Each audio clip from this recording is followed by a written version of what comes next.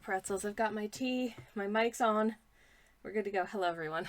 Good time zone. And what is up, gamers? Hi, everybody. Welcome in. Lovely to see y'all. Lovely to be here. My left ear is acting up right now, so if I sound funny, or if I'm talking super loud, or if I'm talking super quiet, I can't tell. So if I sound weird compared to normal, let me know, but I don't know how well I'll be able to fix it. Anyways, Eddie, welcome and thank you very much for the lurk. I hope you have a lovely, lovely lurk. I'm going to moisturize my hands because, oh man, I think it's the change in seasons. I think it's that the seasons have been changing, but I've got just, oh, my hands are so dry. My hands are so dry, and specifically, like, my nails are so dry. And it's, like, the most annoying thing to have dry skin on your hands because, like, I'll be like, all right, I've just stepped out of the shower. I'm going to get moisturizer on my hands right now to try and keep them from being dry. But then immediately after that, I'm going to the kitchen to make myself a cup of coffee. And I'm going to make myself a cup of coffee. I have to wash a dish first. And as soon as I wash a dish, oh, I just washed off my moisturizer. Damn it. And then I have to moisturize again. And then I'm just getting into the realm of, well, this is getting expensive because one of these tubes costs 10 pounds. Because I use fancy moisturizer. Actually, I don't think it's that fancy, but it is thick and effective. And now I'm not going to be able to touch paint for a couple minutes. Ah, shoot. Actually, wait. Sorry, I'm not on camera. What the heck am I doing? Hi. That's fine. But yeah, I hope you are well. I hope you have had lovely weeks so far. I am trying my very, very best to mitigate genuinely, like, my hands hurt. My skin is so dry. It is not pleasant. Anyways, that's TMI probably, so I'll stop. But just before stream started, I was hearing about someone's story of, basically they were having a baby shower because they are, imminently due. And their sibling wanted to, like, hijack their baby shower as an opportunity to, like, propose to his partner in front of their whole family, and she was like, no, this day is for the baby. You can do that a different time. Like, just, I don't know, host a family dinner or something and do it then. Like, whatever, go to a restaurant. And then he did it anyways. And just before he could actually, like, get down on one knee, she sort of, up, we're not doing this today. Okay? You can do this another time, and we'll all be there for you. Today is about the baby. Thanks. And people were like, wow, that is kind of being, like, uncool of you, but also, like, that's just, what it got me thinking about was, like, making things about your self-disease and not seeing that, like, the way that some people, I think, don't always recognize that, like, not everything is about you. Not every situation needs to be about you. Sometimes you can just show up for somebody else. Speaking of somebody else showing up, my moderator/spouse has just come home, but before I get to Turnip, thank you very much for the lurk. I'll be back in just a second. Babe! Hi, baby. Hi. Welcome home. I'm glad you're here.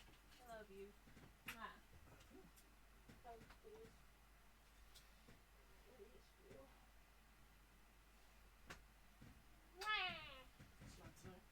Yes, salad tonight. Are you alright with that? Yeah. Cool. I love you very much. Was your day okay? Okay, cool. Great, please. Otherwise, fine. I'm gonna drink some tea, and I'm going to attempt to paint. I would do that. Yee! I shall. Drink the tea. Hmm? Don't paint with the tea. Not with the tea. I will drink the tea. I will paint with paints. Yes. I love you. Hello again. Sorry. No, I am not drinking my paint. Listen, this paint water hasn't even had paint in it yet, and I am not drinking it. That's nasty, and I don't think it's good for your well-being. Most of the, I would say all of the pigments that I paint with are, not toxic, but you probably still shouldn't ingest large amounts of them, I would think. That doesn't seem, they're not food. Anyways, what was I talking about? Oh yeah, making things all about your self-disease and the ways that it manifests. And I do think some people genuinely have kind of a problem just recognizing that, like, hey, this time slash space slash event slash conversation is not about me. This is probably not the right time for me to, you know, say, propose to my girlfriend. Or, you know, let's say it's your uncle's wake. I'm proposing to my girlfriend. You know what I mean? Like, that, maybe this isn't the right time for that, but maybe you could pick a different time for that. Like, what are you doing? But I don't know. Is that a skill that you learn? Or is that just something that some people just don't really understand? I don't know. It kind of dovetails with the idea of, I didn't think, for the first, like, 30 some odd years of my life, I literally gave this zero thought in any direction, really. And then I saw one time on social media somebody being like, man, I am so... If someone is telling you about something that happened to them, that's not a time for you to chime in with something that happened to you. And I just thought that was weird. Attention. But never mind. Kirsty's rated. Choppers. We'll put a big old pin in that. And we'll say hi to Kirsty and Kirsty's people. Hi, Kirsty. Welcome in. It's lovely to see you. How you doing? Welcome on in. How was the rest of your stream? I was hanging out at Kirsty's stream for a while this afternoon. It was very pleasant. But hello, friends. Hello. Let me get a shout out for Kirsty in the chat. If I can spell correctly, that would be super great. I did it! And my chatbot is running. Yay, fantastic. Hello, friends. Hello. Welcome in to Carson. Hello. And Jam. Hello. And Kirsty, of course. Hello. Story Paint. Welcome in. Oh, do we come in on a spicy convo? I was about to have some opinions about making things about yourself when they're not always about you. And the difference between that and just sharing empathetically in conversations. Sammy, I called you a nugget, affectionate, says Kirsty. Aw, shucks. I'm having nuggets for dinner tomorrow night, rather. So it's extremely appropriate. Anyways, what were you up to, Kirsty? What were you working on? Is there anything that you want to share? As always, we are a art tax optional stream. If there is anything that you would like to share, whether that's a creep on your socials or any, like, whips or anything that you want to whisper in my direction, you can. But you also don't have to if you just want to dip. It's all good. Anyways, Kirsty wanted us to say, hello, my sweet nuggets, says Carson. Oh, damn, that's adorable. Also, hello, Nuggets. I hope you are all well. I hope you're having lovely Thursdays. I hope you are having a lovely week. For anyone who's new here, hi, hello. My name's Twitch user Sammy Kelch. I'm a variety streamer. I stream Mondays and Thursdays, and I also do cozy game streams on Friday mornings, and every once in a while on a Thursday if I'm feeling extra crispy. But I'm feeling fairly supple today, so we're painting. Kirsty says, I was going blah, blah, blah, internet dies, blob of paint, and it was a very fun time, too. Hello, Eddie. Thank you for coming in on the raid. Hello. I hope you are well. But yeah, hi, everybody. Welcome in. I hope that you're having the loveliest of lovely days. This is an almost finished sketch based on a bit of street that I took a photo of one time when I was in Copenhagen, and I was like, this is really cute and I want to paint it. So that's part of what I'm doing today. Also, I've been toying with the idea of making another new... How many PNG tubers do I need? Not this many, but I've done another sketch for another iteration of PNG tuber, because the other one that I have felt a little bit too... how shall I say, a little too wintry, and it's not winter anymore, so, yes.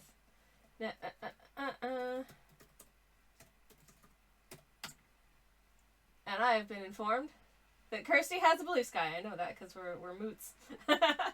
But we can, okay, yeah, one moment.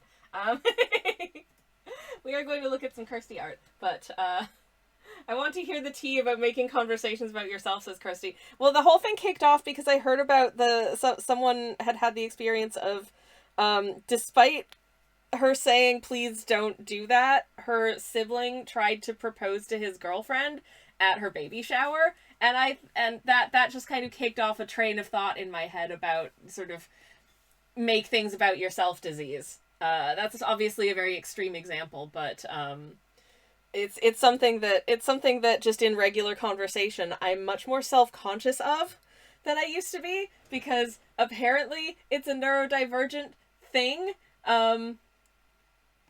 And I honestly think that for the most part, the way that it expresses itself as a neurodivergent trait is fine, because there's a difference between you're sharing something about yourself and I'm sharing something back as like an exchange, versus I'm telling you something about myself and you have to be like, oh, me too, me. Pivot the conversation towards things about me, you know what I mean? Like, I feel like there's a difference between those two, but just... Oh no. Oh no, I'm so sorry. Anyways, let me, oh no, please, yay, it's working! Okay, so this is my Instagram, and, that's my face. That's not particularly interesting, but here's some art that I did. I did a shop update a little, about a week or so ago. If such things appeal to you, we've got like stickers and prints and stuff, but most importantly, this is what my art looks like sometimes. But more importantly than that, this is what Kirsty's art looks like sometimes, and isn't it just the ding-dang cutest? Hello! I love Leaf so much. Leaf is such an absolute friend.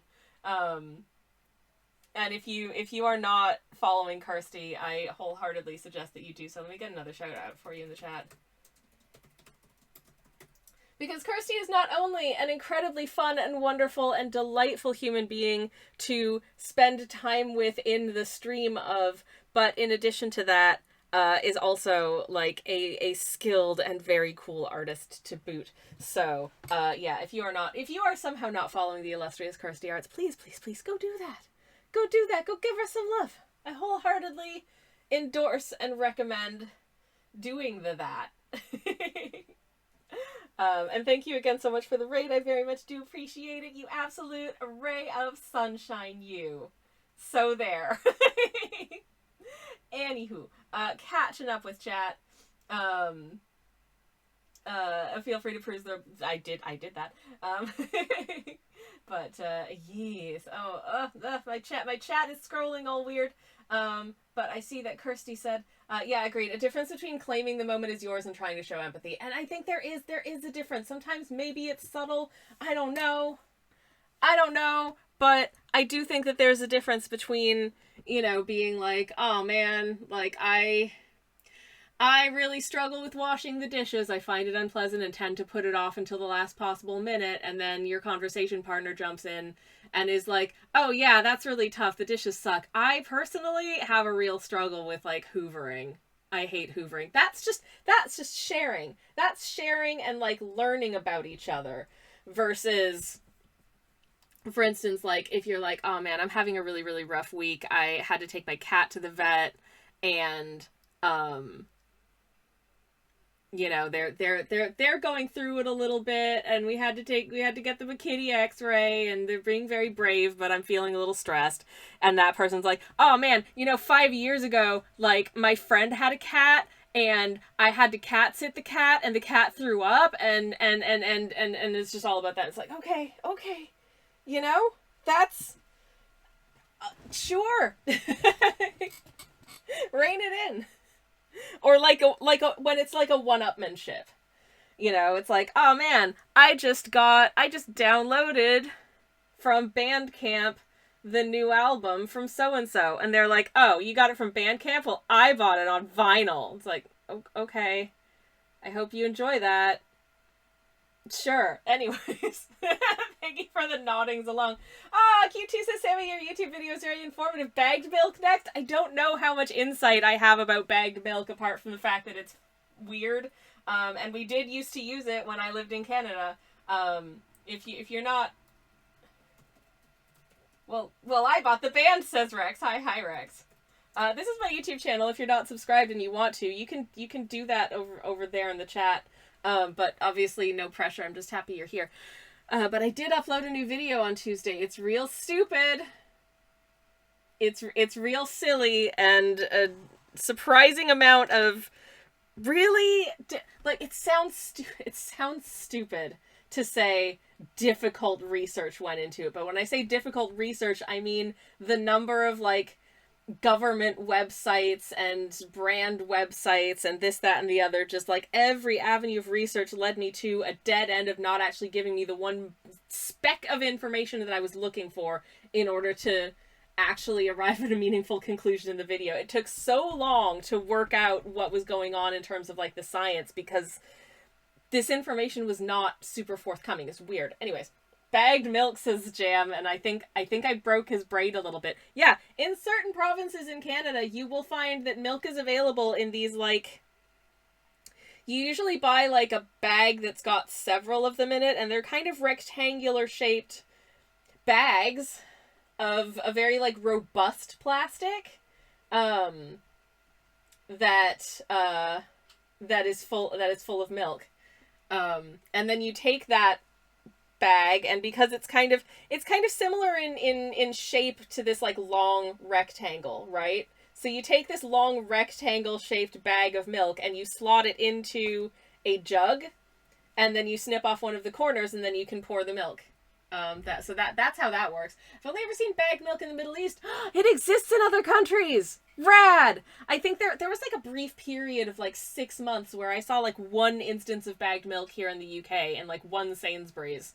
And then it disappeared because I think people didn't know what the hell to do with it. Also, you have to have a jug to put the milk bags in order to use the milk bags. So it kind of requires you to have like a third-party piece of equipment.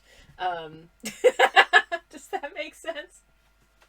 Heck. Anyways, it's not just a Canadian thing, says Q2s.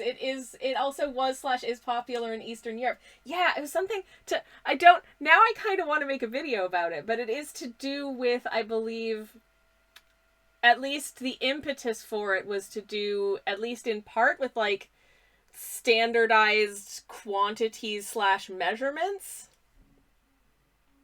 But don't quote me on that, because it's been a while since I looked into why they exist. And I have looked into why they exist, because this conversation has come up in our house before.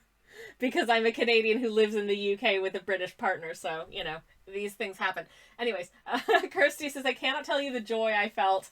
I thought, holy heck, we are back in the dairy aisle for a Sammy video. What's going to happen now? Aw, jeez. Aw, jeez. I hope it was okay. But yeah, I will add that to the list. I've got a video that I'm mostly finished filming, but I've got some voiceover that I need to do for it. That is coming in the pipeline. It's stupid, and will probably be long, and the group of people to whom it will appeal in terms of like the crossover niche is effectively a Venn diagram of two circles. That maybe touch ever so slightly. So I fully anticipate it's going to get 0 views, and I just have to get it out of my system. So tough biscuits. This is why I'm not a Mr. Beast, because I can't just chase what's algorithmically popular. I have to pursue whatever is gripping me in the moment and follow it to its logical conclusion. Beans. Anyways, I'm picky on the shape of a container my milk comes in, says Rex, and bag is not on the list. You know, it's actually not that bad. It's not that bad when you get used to it. The milk is exactly the same, but I get it. Kirsty says, it was great. I'm going to go back in the house. Oh, first of all, thank you. And if I'm not back in time, I'm sure I'll see you for Skong Time tomorrow. Hell yeah. Thank you so much for the raid again. I really, really appreciate it. Thank you for trusting me with your wonderful community of lovely people. And I hope you have a lovely rest of your evening as well. Thank you. Thank you. But yes, bagged milk. I grew up with bagged milk, and it was just normal. And what I will say about bagged milk is that the bags that it came in were made out of a like thick and robust enough material that they were really, really, really useful containers for like snacks and leftovers and that kind of thing. If I just wanted to, you know, if I was taking some lunch with me, you know, to go to like work or like school or whatever, we would keep the milk bags, cut off the tops, rinse them out with soap and water, let them dry, and then we would just have like a storage container that we didn't have to pay extra for. And I love that for me personally. I think many years ago my folks did switch over to cartons, but I think that's more to do with the specific like variety, like the type of milk that they wanted to use. rather than anything else, because I think I don't know. I think there's a specific like brand of milk that they preferred buying that came in cartons or something like that. So it goes. Anyways. Attention. Twitch user Sammy Kelsch. Choppers. Chumpy! Hello! We were just talking about milk bags. How you doing? It's lovely to see you. And for context, in Canada, milk comes in bags. Anyways, hello, Chumpy and friends. Welcome and thank you so much for the raid. It's lovely to see you. What were you up to today? What were you up to? I hope you had a wonderful stream, and welcome in, everyone. And let's see if I can spell things correctly while speaking and give you a little raid. Yay! It worked! Huzzah! Anyways, hello. We brought coffee. Oh my goodness, thank you so much. You have no idea how much I appreciate that. That is absolutely delightful.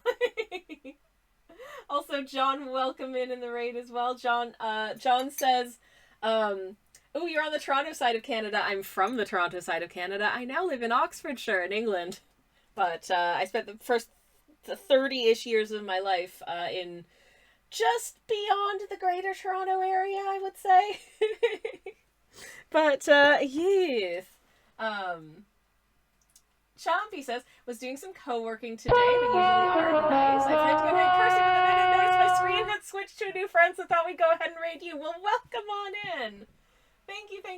Yes, we did indeed just recently get a Kirsty raid as well. And Chumpy, thank you very much for the follow. And John, thank you very much for the follow as well. And thank you for the hydrate, John. I appreciate that. I shall take a sip of my coffee, which is almost gone, but fear not. I have two cups of tea. As always, just so you know, Chumpy, we are an art tax optional stream, so if there is anything you would like to share with the class, you are very welcome to whisper a link in my direction, and I'd be very, very, very happy to share. However, if you just want to, like, chill or, you know, sort of go feed yourself or go decompress or whatever, that is also entirely okay. There is no pressure to contribute if you just want to chill. But in the meantime, hello to anyone who's new here. Hi. My name's Twitchy... No. My name's... Maybe I've had too much caffeine. I don't know. Anyways, my name's Twitch user Sammy Kelsch. I'm a variety streamer. I do cozy art streams on Mondays and most Thursdays. I do cozy game streams on Fridays and every once in a while on a Thursday if I'm feeling extra spicy. Yeah, but today I'm just feeling normal spicy, so I'm working on this little sketch of some Denmark, and I might even paint myself a new PNG tuber, because you can never have too many, apparently. And I am attention deficient. Anyways. But yeah, hello everyone, welcome in.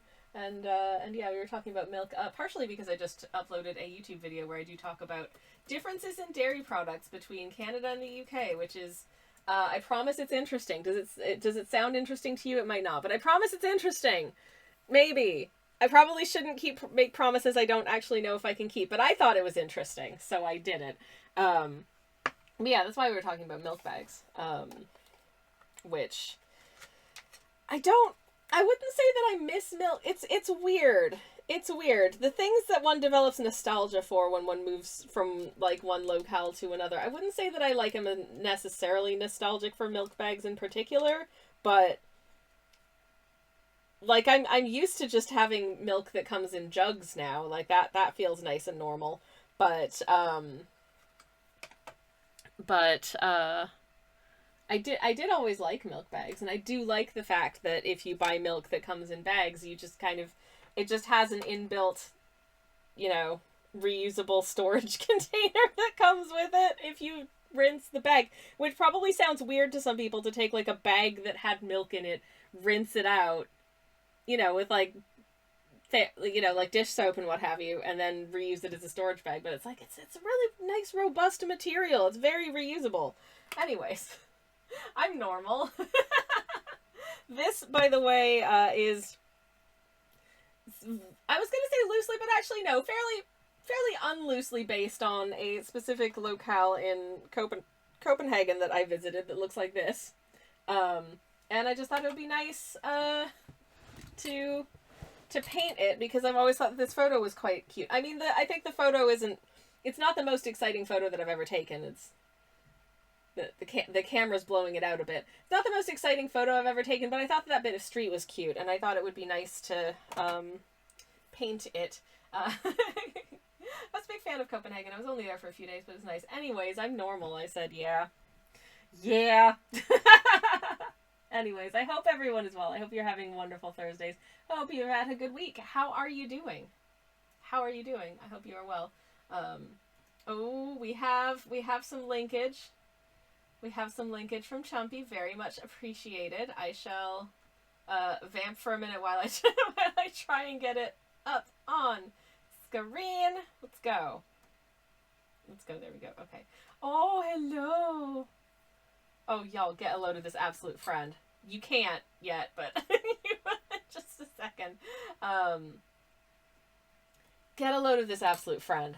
How stinking delightful is this? I love the way that you've used color, but also this absolutely adorable creature. A bat unikitty that I decided to make nice and colorful. I love it. I love it so very, very much. That is really, really sweet. Also, oh, hello. Hello? Oh my god, I love them. That's awesome. This is a castle walker. That's so good. I want to befriend this, except they seem like they're probably dangerous. But also, oh my goodness, this concept. I want to read the Fantasyland tale or see it animated that character comes from. So, hi. Will it let me follow you? Anyways. But thank you very much. That is super awesome. Thank you so much for sharing, and I very much do appreciate everybody. Go give Champy a follow. Let me get another shout out for you.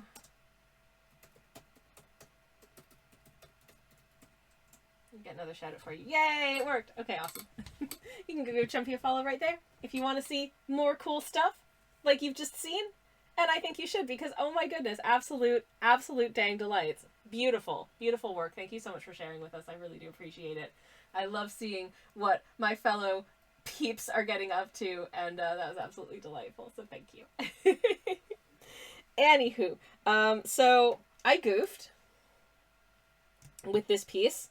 I realized in hindsight that I made the buildings that I'm painting a little bit shorter and a little bit sort of more squished than they were in real life. Not that I'm married to this being necessarily like a perfect depiction of a specific area, rather than just like kind of running on vibes a little bit and using the photo as a jumping off point to paint something that looks like it could exist in some kind of Copenhagen of the mind, that kind of thing. So I'm okay with that, but basically I made it a bit shorter. So what I'm gonna do is I'm just giving all of the buildings one less set of windows, so they're just one floor shorter than they would have been IRL, and hope that nobody minds. I'm also very much freehanding these windows, so if they are not all perfectly sized, like whatever. Chumpy says, lovely to meet you. Unfortunately, I need to leave a lurk for the time being because I need to go get a tire fixed. Hopefully I can catch some more stream when I get back. Well, my friend, I hope it all goes very, very well. Congratulations on your imminent new tires, and thank you again for the raid. I really appreciate it. Thank you, thank you. I'm going to take a sip of one of my teas. This, if memory serves, well, it's got some bits of plant in the bottom of it. I think this was one called Bed Knobs and Broomsticks. Yep, which is a very like florally herbal blend. It's got roses and lavender and chamomile and some strawberry in it. I'm a big fan. I think it's real nice. I also have just some like straight ahead, just a blend of mints. That's mints with a T, not mince as in like, you know, on toast. Or the ground up gubbins that you put in like spaghetti sauce. Not that kind of mince. Anyways, I haven't had mince on toast in a while. That is a comforting meal if ever there was one. I should do that again. Anyways. Okay, hold. I think I made these windows not quite tall enough. It's hard to tell. It's hard to tell. These buildings don't need to make a ton of sense. I don't care. But it's more about the coziness, you know, than the persistent need for accuracy. So if this, maybe this is tall enough that I can get four sets of windows in it. Maybe it's just the one next to it that I made too short. I think maybe it, don't know. Minsk, like the city, of course, says Moriax. Yes, exactly. Also, hi, Moriax. It's so good to see you. Welcome on in. Welcome, welcome. I hope that, your day is going swimmingly. I think this is actually 4 floors. That's 4 floors. Okay, never mind. This building is as tall as it was supposed to be in the first place. It's just the one next to it that I made a little bit shorter. So, well, I'm cool with that. And once again, if these windows are ever so slightly not 100% all the same size, you know, this is a very old building. So, like, things shift over time. There was this one building that, oh man, if you've been to Canterbury, I hope it's still there. It was a bookshop at the time, if memory serves, but it had, I guess, like, the foundations of the building had shifted over time such that the doorway was like this. And you had to attempt to get in the doorway that was like like well on its side and then kind of cut off on the bottom so that the door functioned as a door. But yeah, it was, I think Canterbury's still there. Yeah, says Moriax. I'd have probably heard if it wasn't. I mean, thanks, Moriax. I meant the door in Canterbury. But go off, I guess. Oh, pretzels. Anyways, once again, streaming is a special skill set, in case you're not aware. And when I say streaming is a special skill set, one of the things that I mean is the ability to, like, speak coherently over a protracted period of time, thinking of things to say, and, not forgetting what you're saying partway through. All that be a skill set. And you know, it's been over 5 years and I'm not sure that I've mastered it, but I'm trying my best. Anyways, in case anyone who recently came in is curious as to what my art looks like when it's, like, done, hold please. Here's one. I haven't posted anything new in a few days. I should get on that, but here's Terry the Forg Mage, friend of the channel, who's made quite a number of appearances here on stream, and is just an all-around very special guy, who I love dearly with my whole heart. He likes to go on little adventures and do magic and chill, and he's got a cute face, and we love him.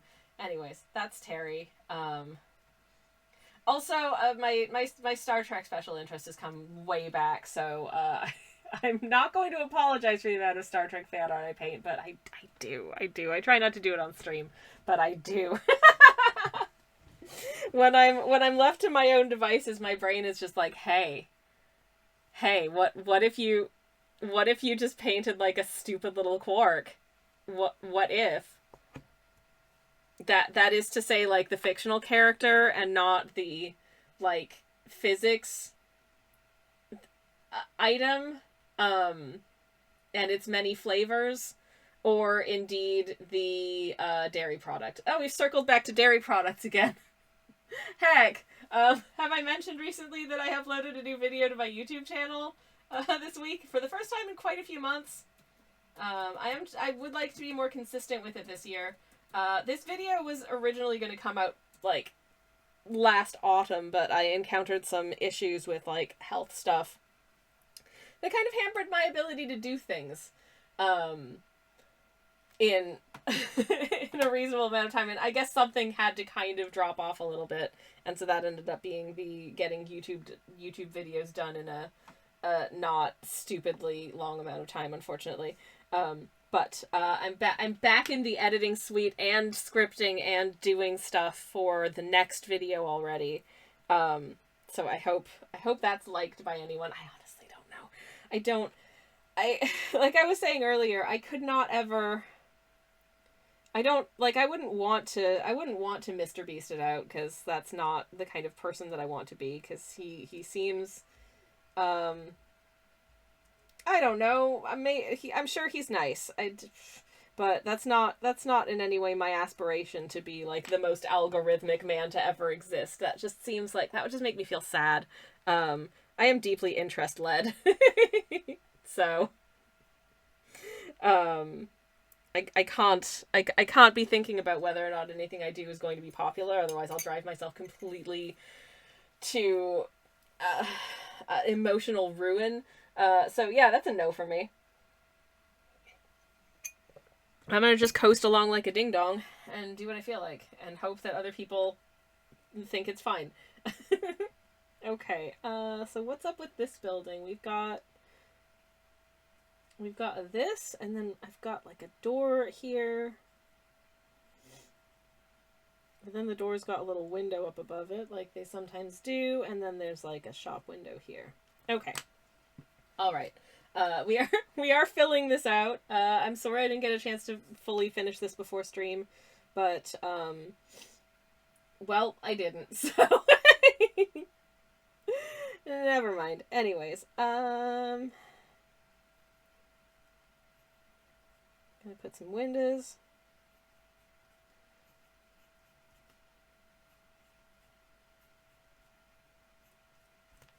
There! Yay! Cool. Okay, and then there's this bad boy over on the other side. Which we can't see all that much of. But I feel like we can at least try and squeeze in some windowy gubbins. And then maybe just here. Doop-a-doop-a-doo. There's like a door. Okay. Alright. Cool. We have all of the little shapes that we need. Now I just need to figure out how I'm going to put people in it. Because it's got to have people in it, right? I mean, it doesn't have to have people in it. But I like putting people in it. It's nice putting people in the picture. So, yeah. Something rules of artquisition. Says Moriax. Aw, heck. Yup. What are the rules of artquisition? Rule number 1. Actually get painting done on your art streams. I don't know. That sounds revolutionary to me. Maybe a little too revolutionary. I don't know. What I might do is, again, this isn't like a necessarily one-to-one depiction of the thing such as it was on in real life, but rather using that as a jumping off point to do a little scene. But, and to that end, I think I do want to, I'm going to stick some little window boxes on some of these windows so we can get some colorfulness going. Because I think that would be nice. Get some little plants in the windows. But also, I think I want to put some little tables and like stools and stuff outside the front of this place. To kind of give off the idea that it's a little cafe, and it is actually a restaurant in real life, so you know that works. Bees, hello, welcome in. How are you doing? It's lovely to see you, and welcome. We've been talking about milk and this little imagined street scene in Denmark that I'm trying to finish the sketch for, and probably many other things that I'm forgetting now, but mostly this. I also haven't fully decided what paints I want to use for this. I think what I might do, though, because I'm feeling very springtimey, is to use like a combo of these very pastel shades. I like these pastel shades, but because they are very pastel, it gives you a very soft, very limited range in terms of value. And because of that, I think what I might do is use mostly those and then combine it with these just to get a little bit of additional depth in places, and also some nice bold, at least somewhat bold lines as well. I think that might be the way to do it in this case. I think did I get pencil on the rooftop? Oh heck. Oh heck. Anyways, yes, I hope you're well. It's lovely to see you. Welcome in. But yeah, I hope everyone's marches are going well. My march is marching along, I guess. But it's been weird so far. I think like the start of March, if anyone remembers my Monday stream, I was like, and I'm feeling much more energetic now, which is nice. But we have gotten to that cursed time of year where I like springtime. I think springtime is very pleasant. You know, I love flowers and I love not having to wear a big heavy coat. That's nice. But what I really dislike is when you do have to wear a big heavy coat, when you go out first thing in the morning, and then by the time you're coming home in the afternoon or the evening, it's like 16 degrees outside, and you have to carry your coat because otherwise you're uncomfortably hot. And the sun's in your face because the sun is setting. Ah! No! Unpleasantness. Anyways, oh yeah, the other thing that happened to me was I found this pencil. I don't know how it ended up at the bottom of my suitcase, but this pencil was at the bottom of my suitcase. And it's so tiny. It's so tiny that I genuinely want to start drawing with it again and see how short I can whittle this down before I cannot use it at all. Genuinely, you know, waste not, want not, right? I paid good money for this. In fact, I think I crowdfunded for this pencil because there was a while where just up here on screen I had like a little like bits goal that was specifically my pencil fund. And I do believe that when that was finally funded, I purchased this pencil with it. So thank you for funding this pencil. It's obviously gotten a lot of love. But it's reaching the end. Layering season's upon us, says Bees. It sure is. And I like a layered look in terms of like styling my outfit and looking cool and stuff, but I don't so much love a layered look when it's like, well, time to remove my cardigan and shirt because I've been walking for 10 minutes and the sun is directly in my face and it's 16 degrees and I can't have anything more than a t-shirt on now because I'm uncomfortably warm, and now I just have extra things to carry, so I'm going to be in pain later because they're too heavy. And I'm having to hold my arm weird because I've got my coat draped over my arm, and my arm's going to be sore. I don't love that so much. But I like wearing layers in as much as, you know, like having a cute cardigan on over my weird 18th century milkmaid wardrobe. And then removing said cardigan when I get to, say, the cafe that I'm going to have a cute afternoon of working in my sketchbook like I like to dream that my life is like, but it's actually not. Mariak says, I sadly have to go do person things. Please say hi to Craig and to Terry for me. Of course I will. Of course I will. And I'm sure they would love to send their regards in return. I hope you enjoy your people things. Bees says, I received my gnome husbands yesterday. Hell yeah! Gonna stick them on my brush holder or something else I look at all the time. Aw, bless. I'm glad you're enjoying them, and thank you so very much indeed again. Yay.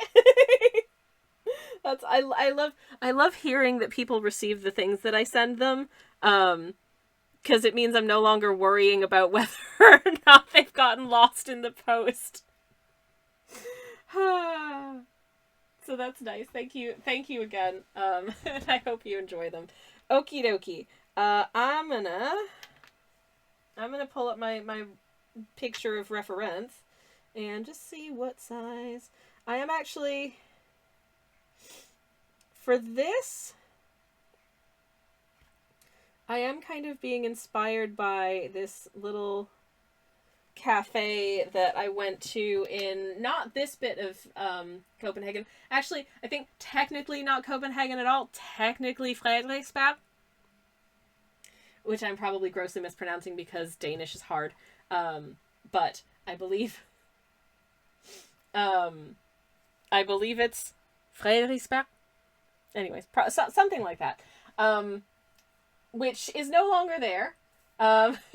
They closed up shop. They have, I believe, they've reopened shop in a new. It was a tiny little place. It was like a hole in the wall with an espresso machine and like a shelf of coffees, and two little like wooden cylinders for tables and little stools outside. And I traveled all the way out there just to get coffees because I heard that the coffee was really good there. And also I thought it would be a nice little neighborhood to walk around, and I was correct. So that was fun. But it did involve specifically to, and I mean, this is like, I don't know about y'all, but when I travel to like a new city, I absolutely will be like, okay, I'm going to jump on the, public transit, whether it's like a metro or a tram or whatever, or if I have to, a bus, to a neighborhood that seems neat, and I hear the coffee is good, and then I go get a coffee in that neighborhood. And that's how I like to sightsee when I travel. I'm going to go to an area that I probably wouldn't otherwise visit because I hear there's good coffee. This is normal with me. Anyways. But yeah. So we did that. The place was called Hip Hop Coffee, and I do believe that they have, in fact, because I follow them on Instagram, I do believe that they have, in fact, reopened, in a new location where they're also, like, serving breakfast and stuff. I send watercolor postcards to friends and family. Oh, and I was worried until they tell me they got them, says Bees. That's really sweet. That's so cool, though. I love watching the local news when I travel. Different cities have whole different news vibes, says Bees. Oh, that's very true as well. I will watch a bit of local TV, though. It tends to be somewhat limited, especially if it's somewhere where I don't speak much of the local language. Like, I definitely saw, like, I was in Amsterdam, a few months ago, and I did see a little bit of local TV, but I also didn't know a lot of what was going on because my Dutch is extremely limited, but it was nice. And my Danish is even more limited than my Dutch, probably, but yeah. Local TV is always fun. Local adverts, I think, are really interesting as well. Like going to a different place and just watching YouTube videos, but getting local ads on my YouTube. That's fun. Oh, by the way, have I mentioned I posted a new video to my YouTube channel? I'm going to pop another link in here just because I haven't done it in a bit, and it'd be really cool if anyone watched the video because I put a lot of work into it. We're about to have ads. I'm so sorry, Tals. We're about to go into an ad break, but I will be back to properly say hello as soon as I can. Please enjoy the music and stuff. I shall BRB.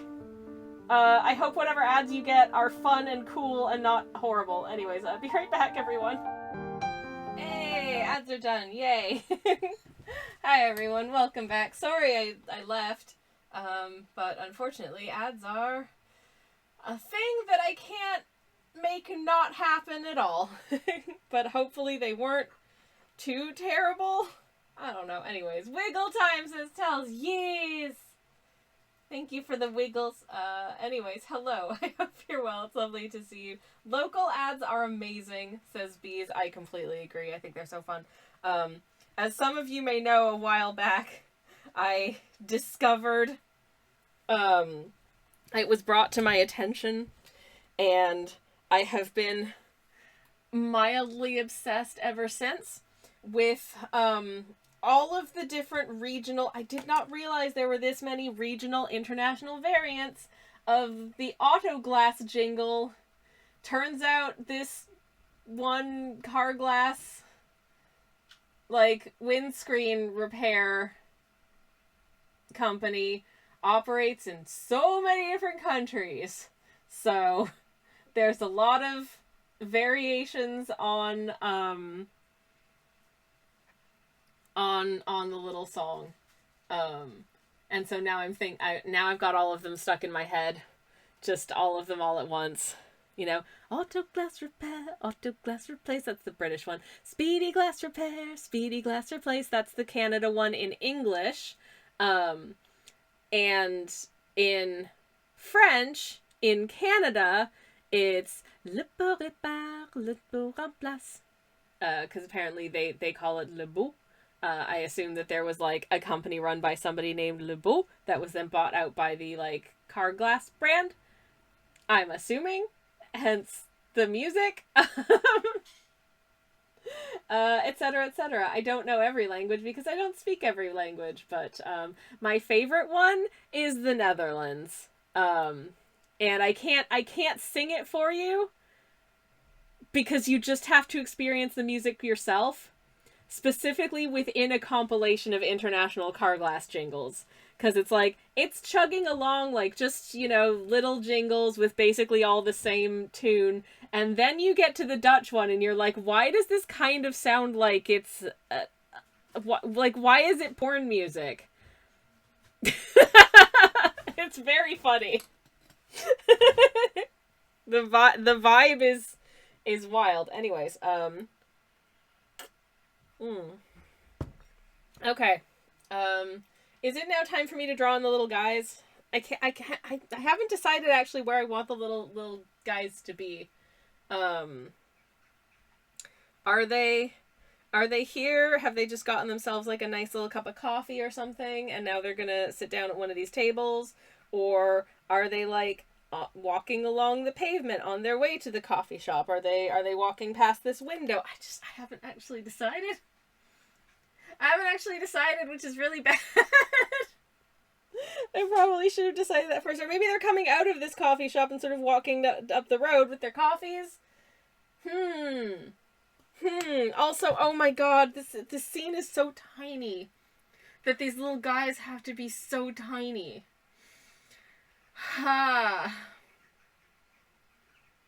Okay, great. Deciding things is overrated, says Tals. You know what? You're right. I'm not deciding anything right now. I'm going to paint a bit of my PNG tuber instead while I think about what I want to do with the rest of this painting. Because I came prepared with additional gubbins today. Namely, I have a poon tuber. Okay, I'm just going to... Because it only takes up 2/3 of the page. I have space to put my palette here, which is useful.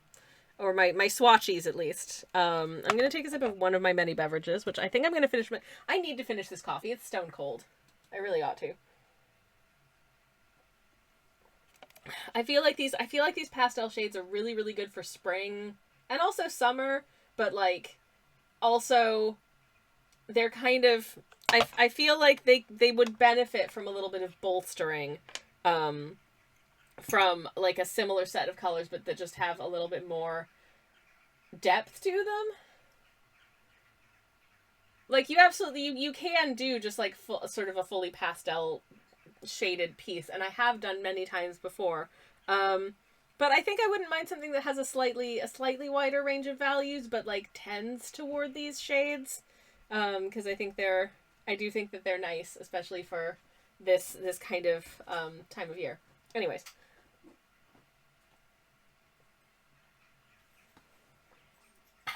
I have finished my coffee. It was yummy. I do have 2 additional beverages. Also, this, in case you're wondering what this little extra pan is, I had no idea where this was for a really, really long time. This is Violet Fantasy, which is a duochrome paint color from Daniel Smith Paints. So, in and of itself, it just kind of looks pale white with a little bit of a shimmer to it, but if you paint it over like a darker color, it gives this really interesting, very dimensional, sort of purpley shimmer. It's a neat paint to work with. I don't use these very often because I feel like they just don't show up very well online, and most of my painting is displayed on the internet, so I do feel like I need to be at least a bit mindful of how is this actually going to look to people on the internet. Even though I say this, I spent the first hour of stream sketching with pencils, which is not the most visible or the most probably visually interesting thing to see me doing, but well, here we are. So I'm going to start by making a bit of an attempt at a flesh tone for me, which is not necessarily the easiest thing from this set of colors, but just, you know, my flesh tone is basically extremely pale pink. Save it for your Louvre showing, says Tiles. I'm not sure I'm not sure I want to be shown in the Louvre. In part because I'm scared that that you know, like, someone will break in and steal it. Cuz that's happened. I don't want anyone burgling. I don't want anyone burgling my artwork. That would make me feel sad. But yeah, anyways. So I'm gonna start with my very pale, my extremely pale flesh. Namely, I'm sorry I have a visible foot there. I don't know if that's bad. Also, shoot. I don't have any, okay, 1 second. I don't have any tissue in here for blottage. I'm just gonna blot that with my fingertip. I'll be back in just a second. I need tissues. Oh no. Where's all my tissue? I have no tissues for blot. Hey. Okay, I have tissues for blot. Okay, bye. Alright. I'm just gonna use... just have to travel back in time and become an old master. Easy, says Tals. Oh, is it that simple? Why didn't I think of that? Ugh. Anyways. You know, I do sometimes want, like, these... people who actually make lots and lots and lots of money as artists. And when I say people who make lots and lots and lots of money, I mean, like, contemporary people whose art is valued in the, like, oh, it's a piece by so-and-so, it's worth millions. I mean, how do you feel about that as an artist? By which I mean, I feel like to at least a certain extent, you know, people, whoever is buying your art might well be buying your art less so because they like it and more so because, like, money laundering. I don't know if I don't want people to buy my art in order to money launder. I want people to buy my art because they think my art is good. I don't think anyone is buying my art for any reasons other than either A, they think my art is good, or B, they think my art is bad but like me as a person, so they want to support me personally. And in both of these cases, thank you. In both of these cases, thank you very much. Art prices are very made up at those levels, says Talis. Yeah, absolutely. I mean, there are works that I can see, like, I definitely don't want to devalue anyone's work, because art is work. Art is labor, and also, you know, there is value to things beyond just the amount of hours that you put into it. You know, sometimes people will ascribe value to things because the thing means something to them, and that's not nothing. You know, I don't think that's nothing, and I would never disparage, you know, any art and its value, question mark. You I hope you know what I mean. But also, like, how are these things determined? It starts to feel like weird, like, you know, investments and speculation and a whole realm of gubbins that meh. Rex says the artist only gets the money the first time it's sold. Yeah, that's also true. I mean, goodness knows, if I was out here, for instance, like, you know, oh, I did this painting and somebody bought it from me for 40 quid, and then I heard that it resold at auction for, like, millions, I'd be like, hey, wait a minute. This doesn't seem fair, you know, and, like, I also get that, like, you can't really control, like, the resale of the things you put out into the world. Like, you absolutely can't. I remember this one time, so, you've probably heard of the band The Arcade Fire, but not to hipster or anything, but back when I was a young, like, university-aged little so-and-so, I lived in a city that had a really prominent music scene, and a lot of bands from, you know, other Canadian cities would come and play our city because we had a very thriving independent music scene, right? So I saw some very early shows of the Arcade Fire around the time that they released their very first EP, and they weren't really that heard of. But it was sometime not super long after that, I think, that they kind of blew up and became a lot more popular and more heard of. And their first EP was really, really difficult to get a hold of because it was out of print. So they weren't producing new copies of the EP. I loaned my copy of it to a friend of mine so that he could burn it because I could not purchase one from them legitimately. And when I did that, I was like, okay, what I'm going to do is I'm going to burn it for him, but I'm going to try and contact the band, let them know that, like, I burned a copy of your EP for my friend because it was out of print, but I would like to give you some money for it because I wasn't able to purchase it from you directly. So that was my plan, but when I went to their website, there was just this big, like, long, impassioned blog post of them saying, like, please don't buy our EP secondhand.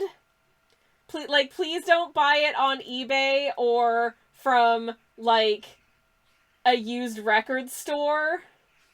Because we don't get money for that. And I was just like, you know, I understand that you're an artist, you want to get paid, but on the other hand, if there's, like, would you not rather that people are buying secondhand copies of your records than pirating them? I don't know. Like, if there's no way to legitimately purchase a new copy of the thing directly from the artist, I don't think there's anything inherently wrong with me going to, like, my local used record store and buying a secondhand copy of that EP. Knowing that I'm paying less for it because it might have some scuffs and the artist does not get additional money for this, but also there was no way for me to give them money directly for it. That just felt bad to me. And I feel like, you know, as someone who makes, like, if you produce, like, record albums or books or any of that kind of media, you have to factor into your consideration of making making this physical media exist, that there may one day be a secondary market for this physical media where some people have said, like, you know, okay, I've had my time with this physical media and now it's time to give someone else a chance, and you, like, donate it to a charity shop, or, you know, you sell it on eBay or whatever. Like, that you know, it's just like clothes or whatever. It's stuff that sometimes someone might not want to need in their house anymore. They've decided that actually they don't like your music, or maybe it belonged to an ex who left a bunch of stuff at their house and they don't want to have to contact them because they were, you know, toxic. I don't know. In any case, people are allowed to resell things that they have purchased and owned. You, the artist, already got paid for that CD. The fact that someone is reselling it to, like, a used record store is none of your beeswax at that point. Yeah, tell us if it isn't available directly, what else are you meant to do? Yeah, exactly. Is it just like, are you just trying to will the EP to cease to exist? Like, you shouldn't, because I still think it's a good EP. Though my feelings on the band soured quite a bit when I heard about the fact that the frontman is kind of weird with some female fans. I'm not super cool with what I heard about that. Just not being super great with boundaries, you know. I don't want to go into details, partially because I don't remember a lot of it, but I was like, you know, I don't enjoy listening to this band as much anymore knowing that. Yikes. Anyways, but yeah. So that made me feel a little bit crappier about them. When I saw that they were like, please don't buy secondhand copies of our EP. It's like, okay, well then burn more copies and sell more copies, or don't complain about people buying them elsewhere. Like, you cannot control for that. I'm sorry. It sucks, I guess, for you, but you can't. You just can't. It's just a fact of releasing physical media, is that it might get resold. Deal with it. Anyways, What was the other thing I was going to say? Something Arcade Fire, something resale. Oh yeah, compare and contrast. They're like, we are mad at you if you like buy, if you buy our EP on eBay. Compare and contrast this with, this one time I was seeing another Canadian artist. Her name is Julie Doiron. I still think she's fantastic. She's delightful. She's touring and stuff. And seems like just a lovely human being. And I was at one of her shows, and I was at the merch table after the show because I wanted to purchase one of her albums that I didn't own yet. She had one copy left available for sale, and there was a second person there who also had intended to purchase the same album. So and we got into a bit of a polite, no, you take it, no, you take it, no, you take it, kind of argument. And Julie Doiron, the lovely lady that she was like, well, how about, like, one of you gets it, and then you can burn it for her. And that was her solution, is just, like, one of us buys the album and just burns it for the other one. And I was like, that's so sweet. That's so sweet. Please let me give you money. And I think that is what we ended up... I didn't know this girl. But one of us ended up taking the album home. And I think just informed each other of, like, where we worked so we could drop off, like, a burned copy. I can't remember who did what. But, yeah, I made sure that the artist got enough money for that, at least. But I just thought that's such a sweet moment. That's just so, you know... that feels like I would rather my work gets into the hands of people who want to experience it than, you know, sort of like pinch, money grub kind of thing. That is really sweet and deserves love. Anyways, if Julie Doiron is playing in your region, you should go see her. She's so sweet. And also her music is really lovely. Really, like, soft. If you like soft, like, guitar and vocals music... with very heartfelt lyrics. Yeah, good stuff. I recommend it. Anyways. In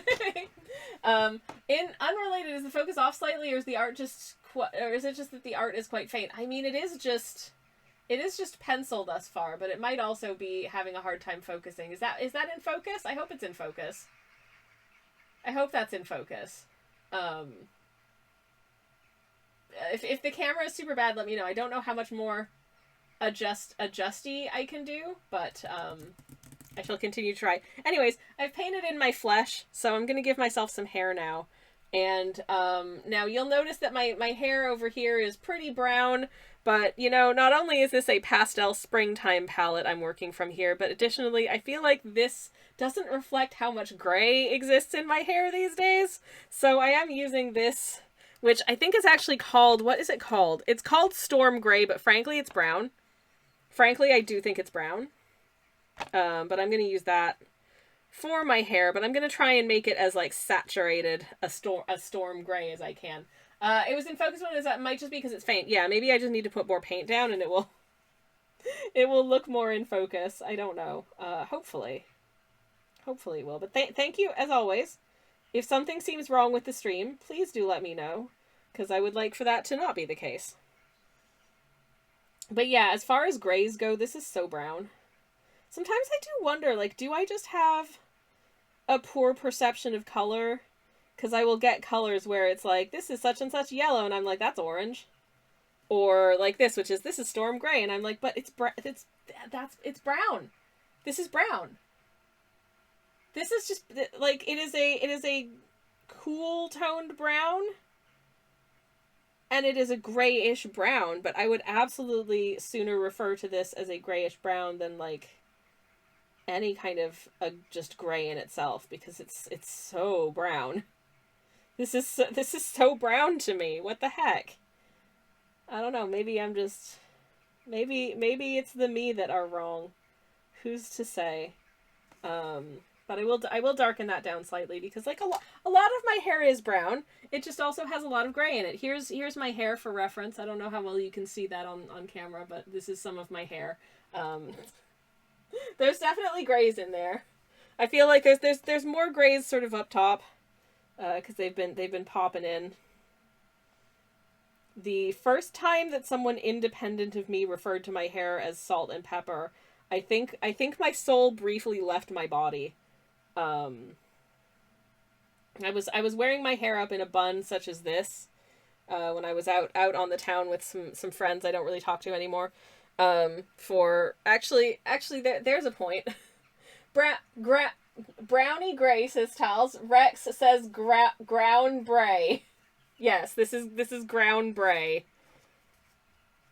See, I feel like you could get away with calling this taupe even, but like I don't feel like it's just gray. It's brown to me. It is very there is such a warmth to it. I can't not call it brown.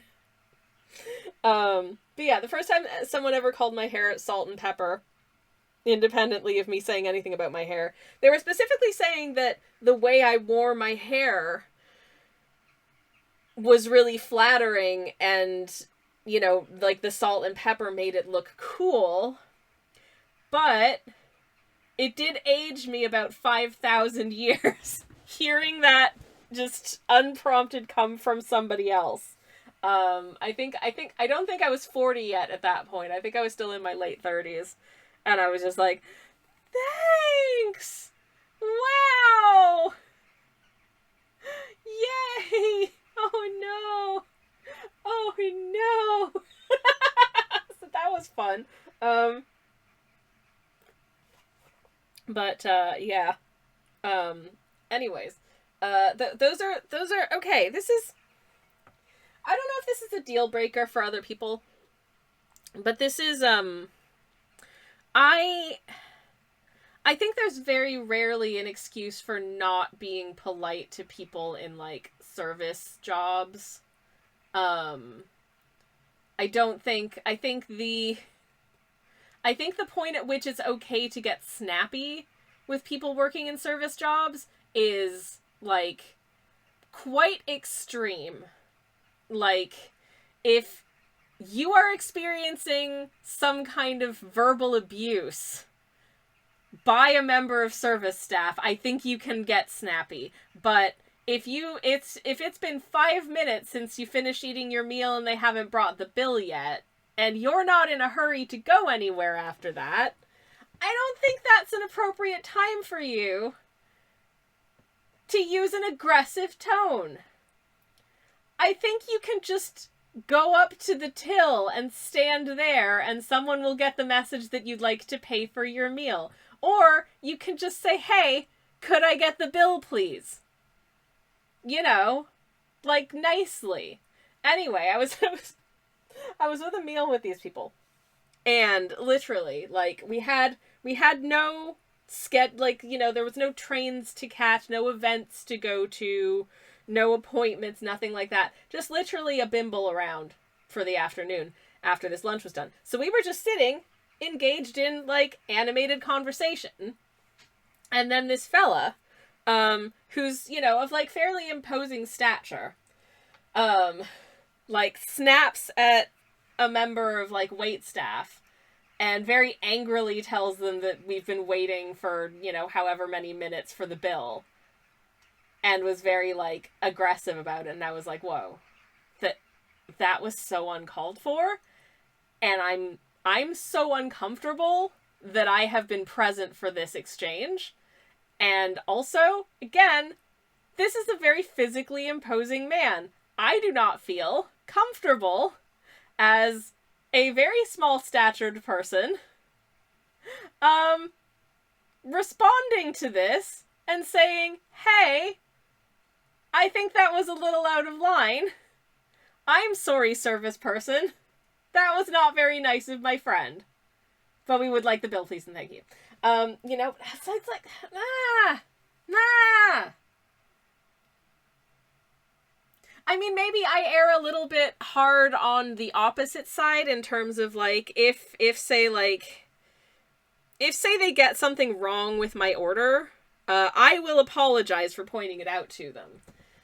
And maybe that's Maybe, I don't know, that's an extreme level of kind of in the other direction. But yeah, I don't think getting mad at service, I think there are very few situations where it feels appropriate or okay to like legit get like use an aggressive tone with a member of service. You know, like that is not the best paid job. It's a fairly high pressure job a lot of the time. And yeah, it's not exactly the best paid either. Not that anyone deserves to have people like getting snappy at them, but you know, like these people are feeding you. Cut them some slack. I just found that so deeply uncomfy. And that's just not really that's not the kind of social environment that I want to be in with people who would like behave in that way. I just think, I don't know, I think maybe that says something about you as a person if you think it's okay to get like aggressive with service staff. And I don't think it says anything good about you, you know? So, yeah. So that's my hair. It's brown. I think that works all right. Yes, I realize in this picture my paint water is very close to my mug. Which is dangerous. Maybe I should move one of them so I don't mix the two of them up. You know, I'm gonna do that. I'm just gonna. I've got lots of space on this theoretical desk. I've got more space on this theoretical desk than I do in real life. I could potentially have made the desk more whimsical, but I do want to be at least a little bit trying to reflect reality to a certain extent. And my desk is basically a rectangle, so you know, yeah. Though I guess technically it does have slightly more of an edge to it than you can see here. So hold up. Hold please. I'm gonna, there we go. It's got the actual desk surface is a little bit longer than the desk drawers. So let me get that into place. Hey, there we go. That looks better. Okay. Yeah, I fixed my desk. Good. Do I want to draw... Do I want to try and draw these little guys now? Maybe I should try drawing these little guys now. Do I feel... Am I feeling brave? Do I feel lucky? Do I feel brave? I don't know. It's make me nervous. But, I shall try. Anyways, what's for dinner? What's for dinner, chat? What are y'all having for dinner? Is it good? Are you looking forward to it? And can I come over? No, I'm kidding. I am actually very excited about my dinner because I'm having one of my favorite light spring summery din-dins, which is a big crunchy salad with some salmon and a Japanese style miso and ginger dressing, which is super good, and I can't really tell you the recipe because I absolutely just eyeball this stuff. Rather than doing anything, rather than like really properly measuring, I just kind of measure with vibes. But it's, excuse me. Anyways, the way I make it is, garlic olive oil, rice vinegar, fresh ginger, miso, grated carrot, a little bit of sugar, a little bit of salt if it needs it. I think that's it. And then you just wazz it up with a stick blender and add a little bit of water if it's too thick. Boom, you got yourself a dressing. It's so good. It's so good. It's so good. And it also kind of just conceals an additional vegetable into your salad, which is nice. But yeah, I'm looking forward to that. It'll be nice. Anyways, salmon is so expensive now. I mean, that almost feels like a stupid thing to say because everything is so expensive now, but salmon is so expensive now! Like, damn! Okay. I have to decide where the little guys are gonna go. Okay, so if we presuppose that this is a doorway, then they're probably about this tall. if they're outside of the doorway. I think I'm going to put them here, having departed the coffee shop with some little coffees in hand. Also, they're going to be holding hands. But that means I have to do some erasing here so that I can draw them in. Okay, am I nervous? Yeah. Yeah, of course I'm nervous. This bit terrifies me. Giant little guys smashing the city Godzilla style, says Tels. Oh my god. I should do like an opposite day artwork that's like that. If anyone doesn't know like of whence this whole deal is, let me show you what I mean when I say like little guys, because this is a genre of art that I like to play with quite a bit. Here's a most recent example, I think, of the little guy genre of artwork that I do, and as much as you can see these two little guys, so you know they're fairly small in stature and not really the only like focal point of the piece, or maybe they are the focal point of the piece, but I like putting like little people into a larger setting in this way, and just I don't know. I think it's fun. I think it's nice. Do I have anything else that's like fairly recent of said genre? I think I've got okay.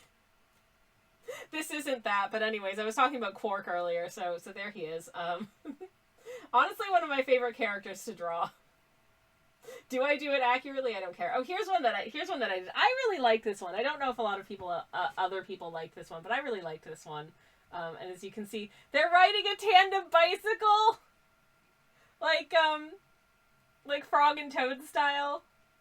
That made me happy. Anyways, that's the deal with the little guys. If you're new here, they look like that. The autumn vibes are so good in that one, says Tell. Thank you. I tried out a different way of drawing like a whole bunch of trees, and I don't know if it's exactly what I sort of envisioned in my mind brain, but I do really I enjoyed the process of doing it. And I do think that it turned out looking quite cool.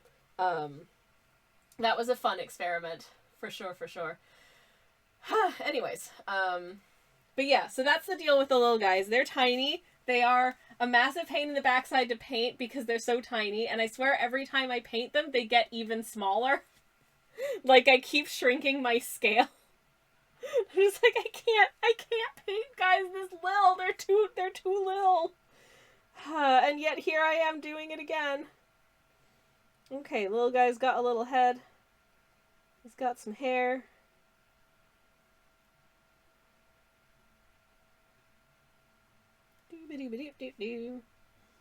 And I have to, now I have to decide what he's going to be wearing.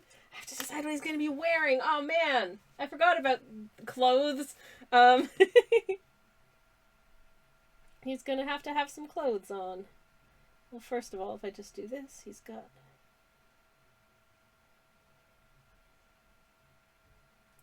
holding his little coffee cup. Oh, jeez. What the, oh, jeez, what's he wearing? Oh, no.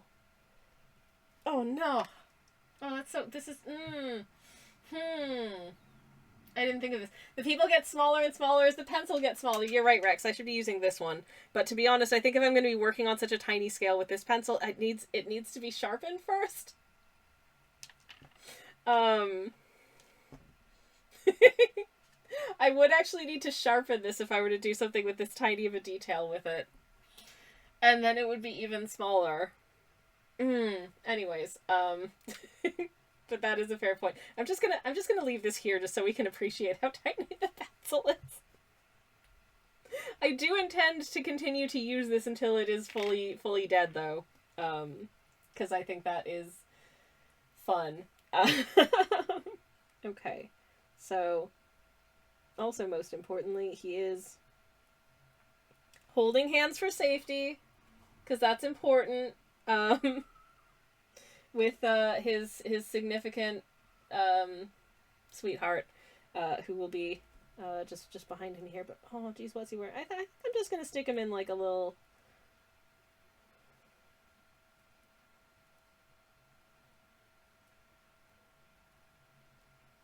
Just a little t-shirt. And some trousers. Nice and simple. Yay! We have the basis for a guy. Focus. Focus, please. Thank you. We have a little guy. Okay, his hair looks weird. I think I could do a little bit of... Right now his hair looks like a helmet. His hair looks a little bit like a helmet that he has made to look like his hair. So if I can kind of just... Is that better? Is that better? I can't tell anymore. Oh, jeez. Oh, no. I don't know. Okay, anyways. Here is a significant person who is like a hair's breadth shorter than he is. Because not every person is the same height. I know this well because I'm only 5 feet tall. It is rare that I meet someone who's the same height as me. Like, my mum is the same height as me. But, that's an unusuality for me, in general. Most of the people I meet are taller than I am. Okay. Got some hair, too.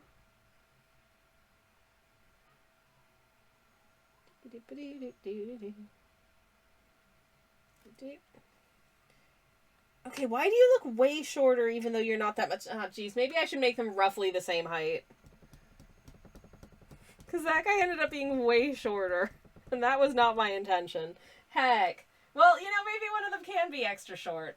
Just for funsies, It's like the archetype of, like, the two henchmen in any piece of media. You've got to have, like, the long, thin one, and then, like, the squart one that's short. You have to have the one that's sort of, like, long and thin this way, and then you have to have the one that's short and then, like, really wide.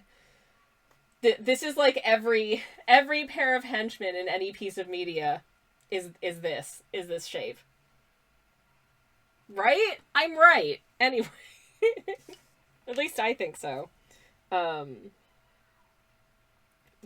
can definitely cite some examples of this, if one cared to give it more thought than I can at the moment, because my brain is, as is so often the case when I'm streaming, my brain is porridge right now. Like, my ability to form thoughts has completely fled my body. That being said, I did have porridge for lunch. There's a question for the chat. How do you like your porridge? Do you like your porridge? Did I ever talk about this one time? This one time in an old job, I brought myself some, like, just one of those, like, little packets of instant porridge for my lunch. I, like, dumped it out into a bowl in, like, the staff kitchen, and I microwaved it, and I ate that for my lunch, as you do. It's a very normal meal. And one of my work colleagues was like, are you eating oats? Are those oats you're eating? Why are you eating oats? Are you a horse? Why would you eat oats? That's weird. It's weird that you're eating oats. Are you some kind of horse? Ha ha ha, you're a horse, you're eating oats. That's weird. I'm just like, this is like the most normal food. This is an extremely normal food. How are you like a white Canadian boy who's never seen oats before as like a meal? Have you never had an oatmeal cookie? What? I was so confused. The Bert and Ernie, not that they are henchmen. Yes, exactly. Bert and Ernie definitely fill that trope though. Actually, you know how, like, different people's faces are different shapes? I believe it was my sister-in-law who came up with the theory that you can distill down, like, most people's face shapes fall into either the category of having an Ernie face or a Bert face. So I have an Ernie face, for instance. But, people eat oats all the time, says Tals. Yes, exactly. Like, if you go... Like, the cereal aisle of any supermarket has several banks of shelves given over to different types of oats. It's an extremely normal food. I was just like... I realize that you're trying to, like, razz me, my dude. But, like, which also is not really cool behavior in the workplace. Like, be a professional. But in addition, like, this is the most normal food. That's like being like, you took 2 pieces of bread and put, like, some cheese in between it? That's so weird. Why would you eat that? What are you? Like, you know, it's like... Yeah, Katie says, bros never eat oatmeal anything? Yeah, exactly. It's a weird thing to try and, like, poke fun at somebody for because it's such an extremely normal food. You know? Even, like, okay, so he was, like, on the younger side. I think he was probably maybe, like, 19, you know, sort of, like, student-aged. But, like, even so, are you telling me you never had those, like, Quaker oatmeals that had the tiny little dinosaurs in them when you were a kid? I didn't because my parents, you know, generally tried to choose the healthier stuff than, like, the fun kid stuff, but, like, still, like, what? I was just sitting there like, why don't you stop talking to me? Like, honestly, just please never speak to me again in your life. I'm just trying to eat a food before I have to go back and, like, you know, customer service. Like, what the heck? What is happening right now? It was so weird. It was so extremely weird. But again, not henchmen, but,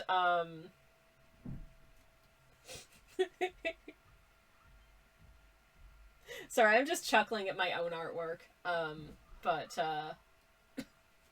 yeah, I think this might be one of my favorite things I've painted in the last, like, 12 months.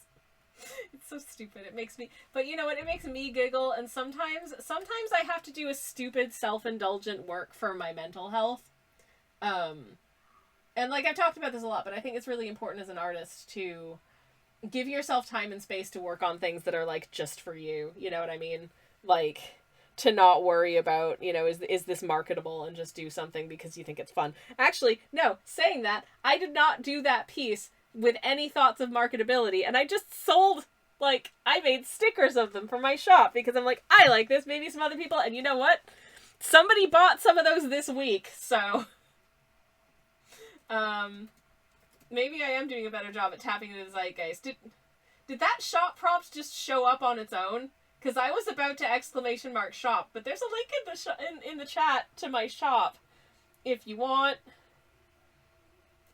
to look at that. Anyway, so Katie says, like, if you had a bowl of straight off the stalk oats, I'd kind of get the question, but by the time oats get to someone's bowl, it's been processed in some way. Oh yeah, this was like one of those packets of instant microwavable oats in probably, like, apple cinnamon or, you know, mixed berry or golden syrup flavor, you know, like maple whatever. Like, they were very much flavored for human fun.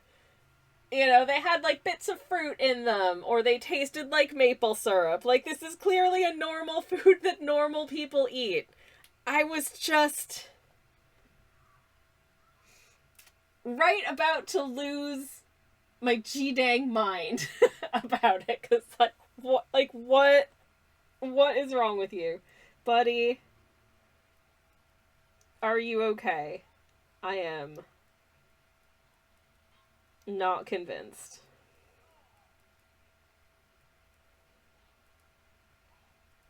Okay, we have a second person's head. Great.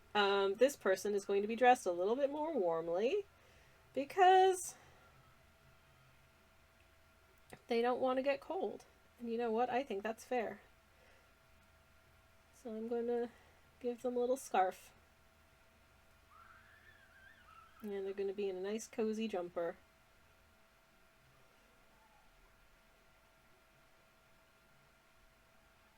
And I hope that's fine. Okay.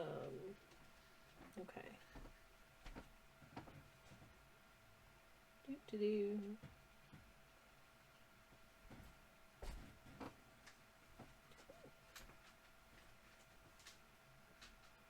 Cool. Yay. Oh, they should also be holding their coffee. Which you can't see as well because it's kind of obscured, but that's fine. Okay, yay. We have a couple of little guys. Yay, I did it kind of. I might actually, you know what, I'm going to fix this guy's legs. But there is a brand of porridge oats that I'm so curious about, but I feel like it's just marketing. I feel like it is 100% just marketing. Because they're like, this is the oldest strain of oats to be cultivated by human peoples, and isn't that cool? And so it's like extra good for you or something, so they say, which I don't believe for a second, that it's healthier for you for that reason. I'm just curious to know, does the porridge taste any different than the just like standard jumbo Scottish oats that I buy from like the supermarket regularly? And I'm gonna guess that probably not. Okay. There. That's good enough for now. I might do some refinement on... Little focus. Focus, please. I might do some refinement on these little guys as we go, but I think that's good enough that I can maybe look at doing a little paint. We can decide. I think this is going to be... I think I want this to be like the afternoon. I think that would be nice. Am I going to use the same paints as this? I also haven't decided what paints I wanted to use for this, because I'm using these for this. Should I use these paints for that, or should I use maybe just like these if I want it to be a little bit more full on, or a combination of the two? I don't know. I'm going to come back to this and paint a little bit more of this, I guess, in the meantime, because I can't decide. I'm going to be wearing my blue cardigan, though, I think. If, I'm going to grab a bigger brush. Should I actually, what color cardigan should I be wearing in this? Ooh. So I was going to be wearing my blue cardigan, but maybe. My blue cardigan is a slightly thicker cardigan, I think, than my, I have like an orange one. Or I have one that's kind of, but it's like burgundy. I very much came into this stream with not very much in the way of a plan, as you can tell. I'm gonna use lavender. I'm gonna give myself a fantastically lavender cardigan, actually, because I can do what I want. And I wish I had a cardigan that was lavender, so I'm manifesting in my artwork, because I can. Why not? Anyways. But yeah. Okay. I don't really need another PNG tuber. I just felt like... I don't know. I felt like having a PNG tuber that is as close as I can to being a reflection of what I actually look like when I'm streaming. And that is me hunched over in my desk chair. At my desk. My feet don't quite touch the floor because I'm short. And I'm basically in pajamas. And a nice, comfortable cardigan. Though I'm not wearing a cardigan today. I do apologize. I'm not wearing a cardigan. I'm wearing a shirt that I purchased because I thought it would be nice and comfy, and then I realized that the color of this shirt is just... It's like 2 shades at most darker than my actual, like, skin tone. And I don't really like wearing garments that I feel like are that close to my skin tone. I don't think that that's flattering on me, unless it's like an undergarment that I, want to not be seen, obviously. Then that's fine. But this is a t-shirt. Also, I do find that, especially in the lighter colors, this is a linen t-shirt, and I do find in the lighter colors that the linen t-shirts do have somewhat of a tendency to be a little bit, translucent, shall we say? And I don't feel like I want to wear a t-shirt that's translucent when I am, going out and getting groceries or doing a social, which I do from time to time. I actually do, believe it or not. But yeah, I kind of felt like, maybe that's not quite the vibe. Heck. Anyways, that's that. Should I attempt to make a desk color? Because my desk is like, you can't really see it, but it's like, well, you can see a little bit of over here. It's sort of a mid blonde wood, I would say, which I don't really have in this palette, but I could take some of my grayish brown and then add some orange to it, like specifically this kind of peach color, and maybe just warm it up in that way. We'll see. I might end up with something gross. I think that might be the easiest way to do it.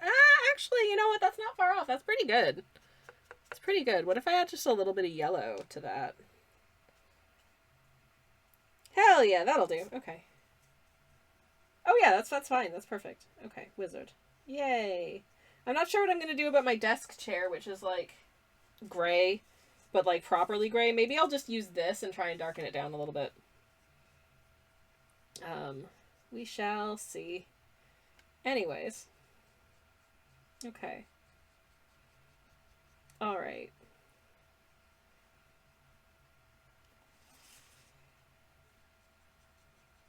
But yeah, does anyone else watercolor in their PNG tubers? I don't know. I'd love to, if anybody has done this before, I'd love to hear about it.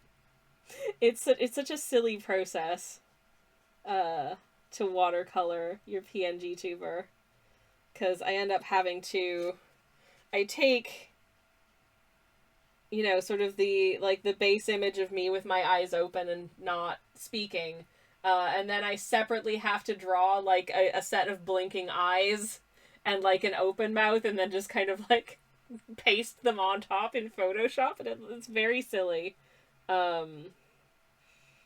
that, I think, is also the easiest way to do it, as a traditional artiste, so that's what I do. Alright, we are coming up to a break, and I think when the break is done, I will hopefully have decided what I want to do. I think I know what I want to do with this. I think I want to use the, like, pastel shades for the buildings and stuff. And then maybe do the more of the details in these slightly bolder Gansai colors. With the side view, you only need to draw one eye. Efficient, says Tals. Yep, this is, as you can see up here, this is the blink. So when the PNG tuber needs to blink, I will be photoshopping that onto this. It's such a silly process. Do I say process or process? I don't know. Someone who watched my YouTube video was like, I love the Canadian way that you say, I think it was processed. And I was like, oh, do I say it weird? And now I'm like overthinking how I say it, and I'm not sure if that's the way that I say it. I don't know. It's like, I used to work with someone who would just like flip-flop back and forth between saying research and research. There was no consistency. It's like, which one is it, friend? I think both of them are fine, but you say both, and it's very confusing. Anyways. Also, as a foreigner in the United Kingdom, I was like, what's the appropriate way for me to say it here so people will understand what I'm talking about? And the answer is it doesn't matter. I generally say research, I think. But now that I'm thinking about it, I don't know. Oh, no. Anyways, we are shortly coming up to a break, during which period of time I will have decided how I want to paint this, and maybe we'll at least do the sky before we finish for the end of the stream. We do have a little more time to go before then anyways. But yeah, I will be back very shortly. Please enjoy VRB screen in the meantime. I am so sorry if you have to see ads, but I can't switch them off. But enjoy the BRB music if you get to dance to it and yada yada yada. I'll see you on the flip side. BRB. Okay, I'm back. And I've got spicy opinions. So I hope you're prepared for spicy opinion time. 'Cause it turns out I've got them. Specifically, okay, first of all, I just want to take my mug and confirm that the closest color I have to the color of my mug is that, I think. It's this kind of bluish green. Okay, awesome. Because I'm painting in my mug. But anyways, Sistels, because spicy opinions, or because, like, there's technical difficulties, or I don't realize that my mic is muted or something. Let me know. But, no, spicy opinion time. Older viewers might remember at the top of stream that I had thoughts about, like, make everything about yourself disease on my mind. And one like egregious example of this that I think I can give that I thankfully don't have a lot of personal experience with. It comes from Dungeons and Dragons. Spicy opinion. Sammy's getting canceled. I guess we'll find out whether or not these onions were too spicy. But very specific. Okay, there's like a tendril of hair just sort of like hanging down one side of my face, and I keep noticing this little curl next to like the corner of my eye and being like, what the hell is that? I keep getting jump scared by it. Anyways, that's not the spicy onion. My spicy onion is, and this may not be spicy, but you know, in the realm of people making things about themselves and not being able to just kind of let someone else have a moment or like the floor or just have a time and space that is not about you. In Dungeon Dragons, again, not so much a personal experience of mine, thankfully, but definitely something that I've seen happen before. Is you're playing Dungeon Dragon, and let's just say you are, I don't know, just for simplicity's sake, your character is a human fighter. And your fellow party member who's, I don't know, let's say an elf wizard, is like, you have encountered a thing, and your fellow party member, the elf wizard, is like, oh, I'm gonna do this thing that sounds really cool, to interact with the thing that we've just encountered. And you, the human fighter, jump in and is like, oh yeah, I'm gonna do that too, but also I'm gonna do it this way that's even cooler. And I just, you know, every time I've seen and heard this happen from time to time on, like, you know, sort of actual play podcasts or YouTube videos of people playing D&D or like live streams of D&D and whatever. And again, thankfully not so much in my personal experience of playing D&D, but oh my god, it just grinds my gears so much that there are apparently some players who can't just let one of their fellow party members do something cool without having to insert themselves into it, you know? Like, it's just, I feel like it's a really bad habit to get into as a player. I don't, like, you know, maybe it doesn't bother other players as much, but if it happened to me personally, you know, if I was like, okay, so I think I'm gonna do this thing that I can do that is, you know, funny or cool or whatever, and someone else jumps in and is like, okay, yeah, I do that too, but I also do this other thing that's like extra funny and cool about it. I'm just like, oh, just honestly, I would be like, hey, can you not just have your own thing that you do, like, at another time? Like, is that really necessary? Because that feels like make everything about you disease, you know? That you can't just, you can absolutely, like, make a funny commentary about the thing that the other person is doing or react to it in some way, but, you know, like, you don't need to upstage like, this is not an opportunity for you to upstage your fellow players. Like, how is that fun for everybody? That just feel like, even if what you're doing is entertaining and cool or funny, you still just stomped on somebody else's action/moment and made everyone focus on you instead. And I don't think that's nice. And I would find it incredibly unfun to play with. I think if I were playing with somebody like that who was very like, okay, it's me time. It's me again, you know, if you're sort of like, let's presuppose that these paint pans are players, and you're like, okay, so I'm gonna cast Detect. I cast Detect Magic too, but I do it cooler. You know, I cast Detect Magic too, but when I do it, like, sprinkles come out. Like, okay, you know what? Maybe you can just, you don't have to do that, actually. You can just let your fellow party member cast Detect Magic and not have to be weird about it. Tal says, yes, it's very annoying, always needing to be the star of the show. I've seen it. Yeah, it's just like,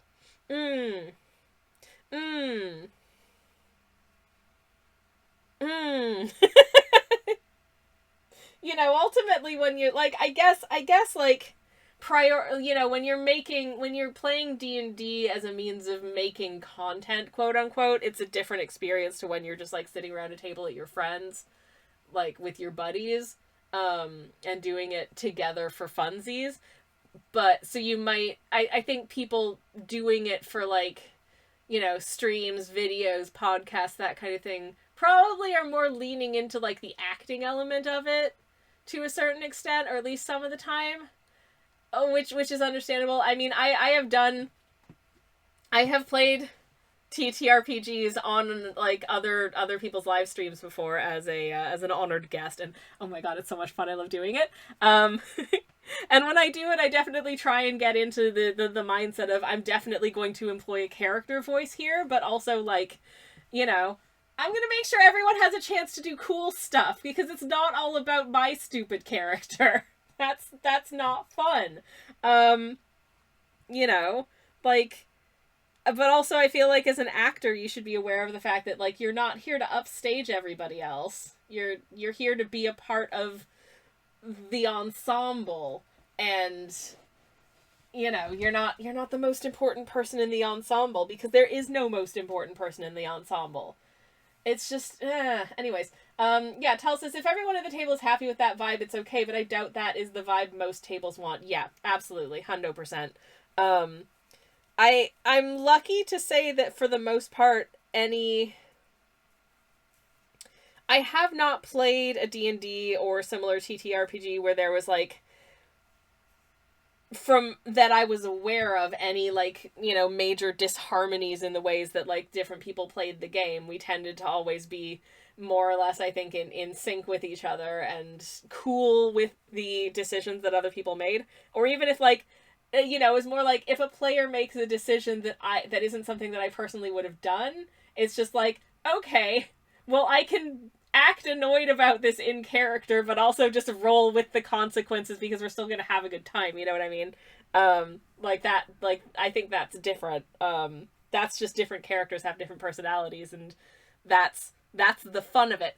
But like, yeah, I don't know. I think it's, I feel bad.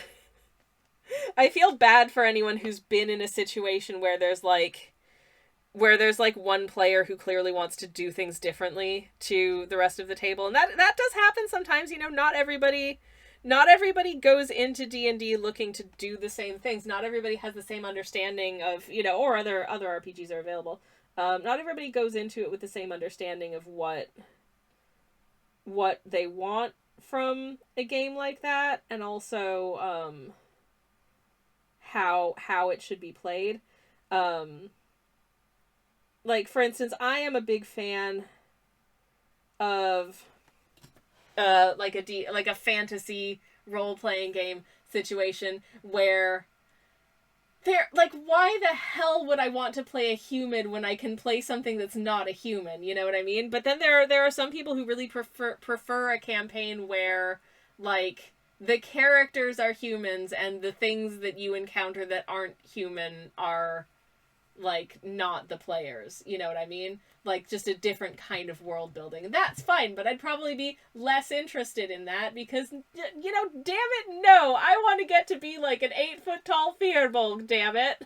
Because that's fun. Or I want to be like a turtle person, or like an elephant dude, or a goblin or something like that, you know what I mean? In fact, I have been a goblin. It was fun. I love my goblin character. They are the bestest and very special to me. Anyways, but yeah, that's not how everybody wants to play. Different people want different things in the games, and that's okay. But there is, I do feel for like anyone in a situation where it's like, okay, we clearly don't all want the same things out of this game. And sometimes that's somebody who just wants to upstage everybody else. And I don't know, I just feel like that. I feel like that energy isn't good. I would personally be annoyed by that energy. And I feel like most tables would be annoyed by that energy. Anyways. So that's my spicy D&D opinion. I hope you enjoyed it. Okay. I'm gonna give myself blue trousers because I did have a pair of blue trousers with little yellow flowers on them, but they they busted a hole in the knee that I really need to... Not only did they bust a hole in the knee that I need to repair, but also they had like an elastic waistband, because these are, you know, like comfy at home trousers for the most part. Not technically pajamas, but definitely in the loungewear section of Uniqlo. But the elastic waistband just like fully gave out, such that it they stopped staying on my waist properly because the elastic didn't work anymore. And I feel like there comes a certain point at which, okay, there's a massive hole busted into the knee, and also the elastic waistband is dead. Maybe it's time to retire these trousers.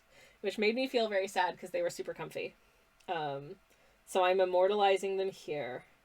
I will try, when we get to it, to put some little yellow flowers on top of them. And I think this paint does have what they describe as somewhat of a gouache-like property to it. So it does layer with slightly more opacity than like a standard watercolor. But they don't call it a gouache, confusingly. So I'm not sure what it is. Supposedly it's watercolor, but it's gouache adjacent watercolor. Whatever that means. I know not. But there we go. Okay. I'm starting to look real cute, I think. I feel like I'm doing artwork in springtime. But also, crucially, please note how tired I look here. Would you come into focus, please? Please note how tired I look here. That's important. Because that is a crucial feature of my personal self. Anyways. Okay. I think I can safely paint in the chair while that's drying, or at least I can attempt to do so. So I'm gonna pick up quite a lot of this silk. See, okay, this is another this is gray. This is gray. Okay? That's gray. Do you want to know what... Can you guess? Can you guess what color this... Okay, so this is storm gray, and it's brown. This is gray. It's called silver blue. It's honestly showing up more blue on camera than it is in real life. There is like...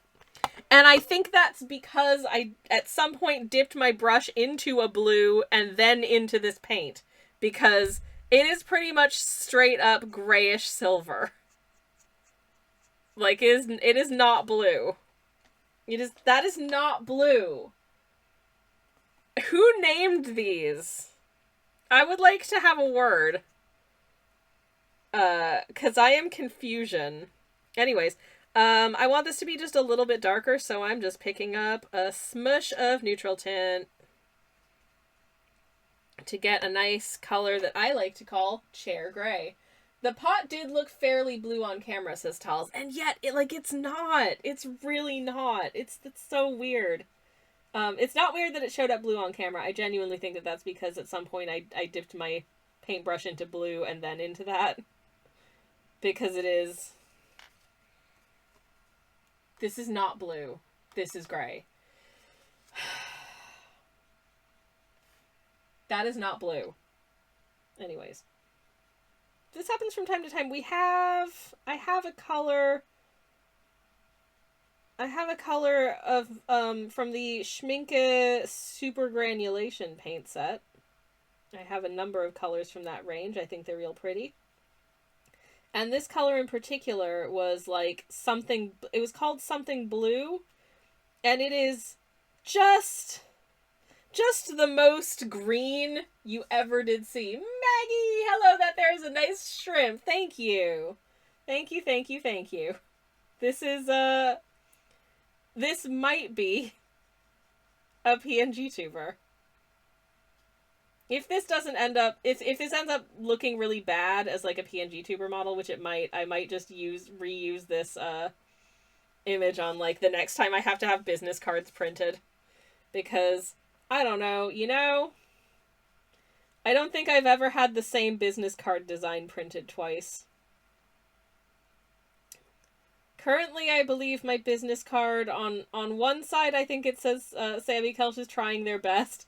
And on the other side, there's just an image of me, if I were a Muppet, waving my arms in the air like sort of spaghetti noodles and going, yay! 'Cause, yeah.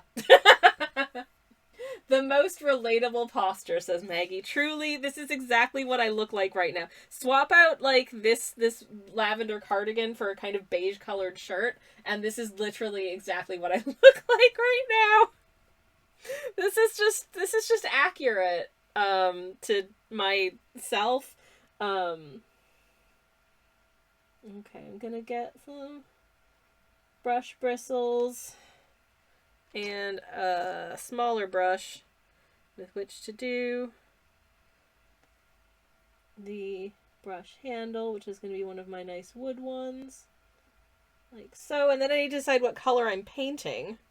I love that the feet don't seem to be touching the ground. That's because I'm only 5 feet tall, Maggie, and legit, like, oftentimes when I'm sat in an office chair, my feet are not touching the ground. In fact, if I sit here just, yeah, my feet are kind of hovering. Unless I kind of, like, make a concerted effort to, like, push them onto the floor, they're kind of hovering above the ground. Usually, like, oftentimes I will kind of just balance my feet on the, like these bits, the little, like, sticky out bits of the chair. I will kind of, like, tuck my feet onto those because they fit more comfortably. They feet more comfortably. Oh my god. I can't talk. Anyways, but yeah, this is me. This is me at my little desk doing some artwork. And I will take a little bit of this silver blue. It's gray. It's gray. And paint in the little silvery handles of my desk drawers. And I also need to decide what color my shirt is and what color paint I'm painting. I think I want a nice bright colored paint. Maybe like this orange or something. I don't have anything that's this orange, so maybe I'll do like an orange paint situation. That could be cute. Just blob that onto the end of my brush and then water it down slightly to comprise my paint water. Yay!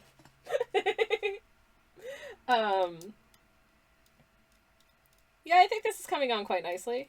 It doesn't need to be overly complicated, you know? It just needs to be, I guess, readable. If you were to imagine that this were, like, in this smaller than it is, in this corner, yeah, hopefully that'll be cute.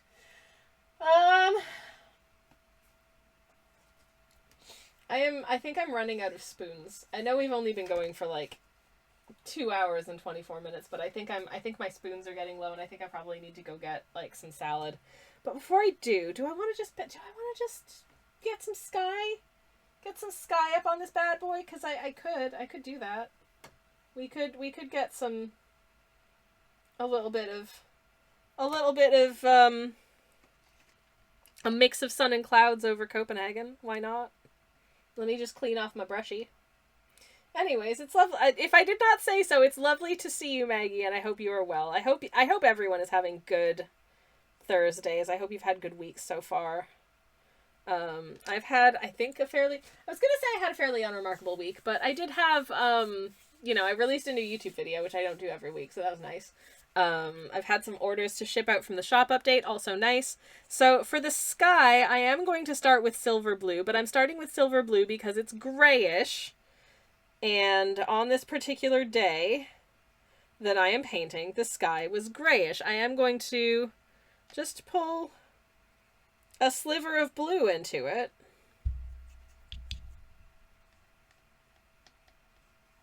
So I did add a little bit of blue to this. And then I'm gonna paint in. And I think I'm gonna try and get some like cloud textures in here, some fairly naturalistic cloud textures, because sometimes I do those stylized cloud shapes that are little sort of like little kind of irregularly shaped lumps. But that's like a little fluffy cloud situation. This is more of a overcast skies cloud situation, which you want. That's a different effect, you know what I mean? That's a different technique. So hopefully this is wet enough and I'm working quickly enough that I should be able to achieve it. Let's attempt to do so. Okay, so I've got my tissue here. I'm going to just pull. This is definitely drying down a little bit. That's fine.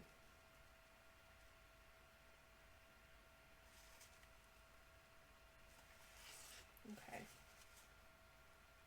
Basically what I'm doing is I'm taking, as I go further towards sort of the horizon, I'm making my clouds smaller and just kind of blotting out areas with my tissue where I want there to be some variation in value to give you an idea that there be clouds happening here. And now I'm just kind of messing with the shapes until I feel like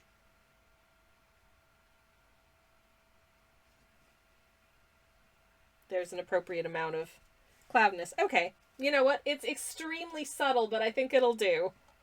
I think it'll do. But I do want it to be quite subtle, because if you look at the... Again, I'm not necessarily working exclusively just, like, photorealistically from this, but it's very blown out. Come on. Focus. Focus. Okay, it's really... The camera is blowing this image way out, so you can't really see. But it is a very overcast sky. So, just getting a little bit of cloud texture into that, I think worketh pretty dang nicely. I'm wondering if I should actually draw in the little window frames and stuff, which I haven't really done here before I actually start painting them in. So much I don't wanna, but I know I probably should. What I will do, I think, is that there is a doorway here, but it's a doorway that's up a couple of steps, which is really not the most accessible I've seen. But you know, like, whatever. Sometimes these older buildings be like that, and we just have to deal. But then here is... You can't quite see all the door because it's somewhat obscured by this funky little entranceway.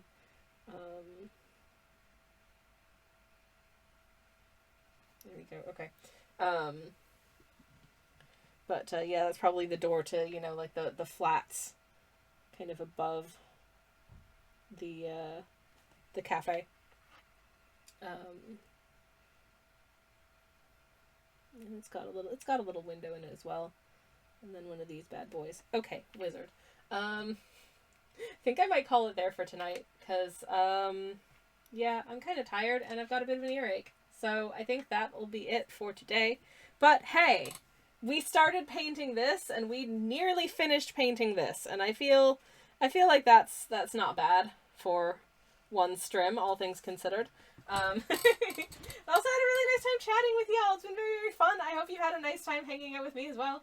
And thank you to the raiders for earlier. Thank you to Chumpy and to Kirsty for raiding earlier on today as well. I do appreciate it.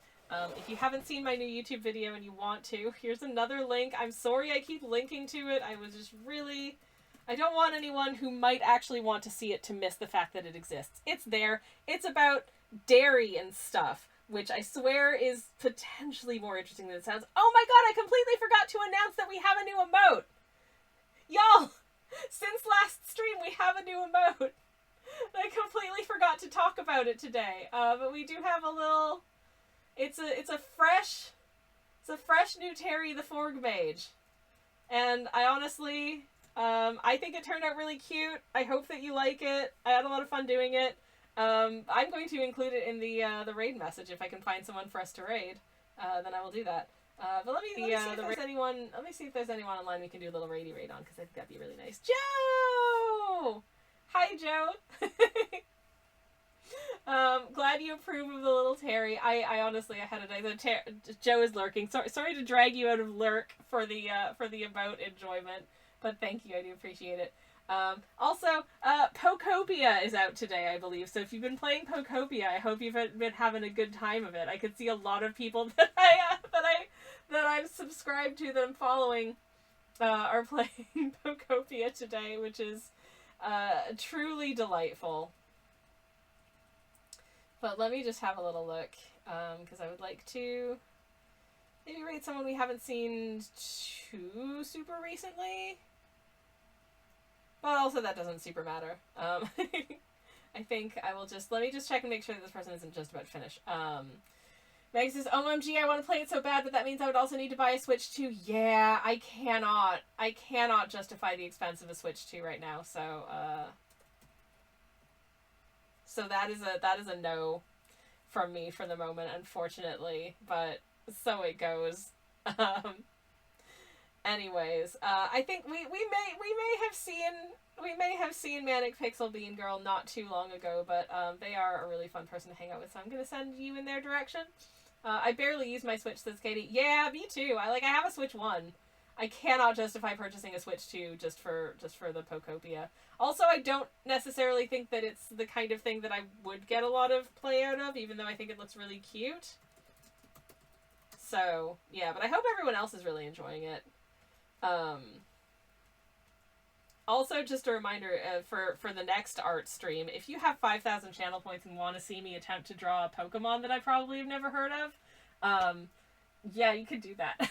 Anyways, I would only get it for the game, says Maggie, but I do not think it was worth over $500 to play it. Yeah, exactly. Ernesto, thank you for the happy Thursday. We're about to go see Pixel. Feel free to grab the raid message if you have the emotes. If you don't have the emotes, you can just say generic raid message and or append any cool emotes that you do have. This is the first raid message with the new Terry, so I hope y'all like it. I'll be back tomorrow morning playing some Silk Song, and I'm really looking forward to getting stuck into that with y'all later on. So have a good night in the meantime. Happy Thursday. Take care, everyone. Good night, and good luck.